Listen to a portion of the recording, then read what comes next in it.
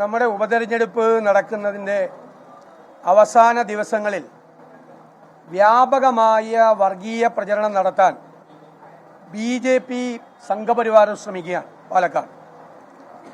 അതിന് മുഴുവൻ കുടപിടിച്ചു കൊടുക്കുന്ന സമീപനമാണ് സർക്കാരും CPM-ഉം ചെയ്തുകൊണ്ടിരിക്കുന്നത്.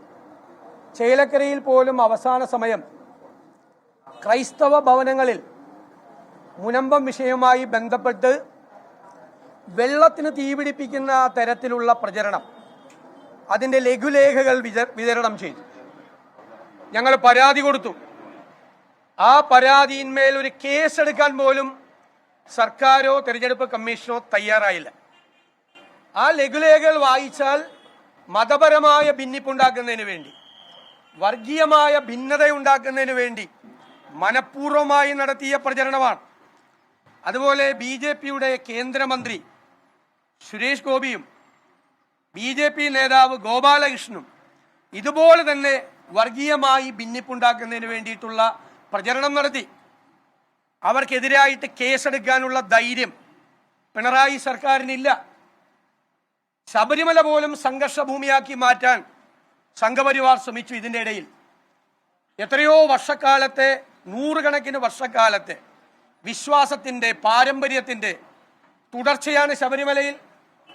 വാവര് നടയിൽ നിന്നും പേട്ടതുള്ളലുമായി പോകുന്ന ഭക്തിനിർഭരമായ യാത്ര, ദേവസ്വം ബോർഡുകൾ അല്ലേ, ഗവൺമെന്റുകൾ അതിനുള്ള എല്ലാ സൗകര്യങ്ങളും ഒരുക്കി കൊടുക്കുന്ന എത്രയോ വർഷങ്ങളായി, പതിറ്റാണ്ടുകളായി. ആ വാവര് നട പൊളിച്ചു കളയണം എന്ന് BJP-യുടെ നേതാവ് പ്രസംഗിച്ചിട്ട് അയാൾക്കെതിരായി ഒരു കേസ് പോലും എടുക്കാൻ ഈ സർക്കാർ തയ്യാറായില്ല.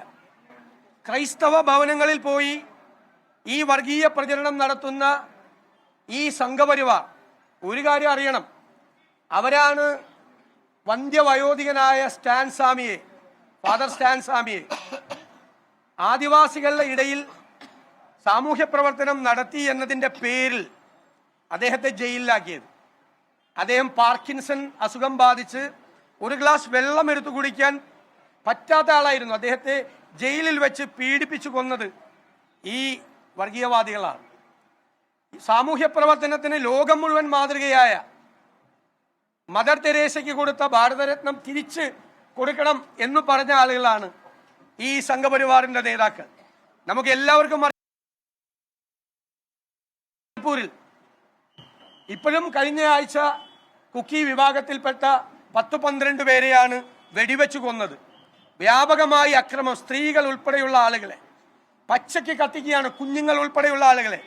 അവർക്കൊന്നും സംരക്ഷണം കൊടുക്കാൻ തയ്യാറാകാതെ, മണിപ്പൂർ സന്ദർശിക്കാൻ പോലും തയ്യാറാകാതെ പ്രധാനമന്ത്രി നിൽക്കുകയാണ്.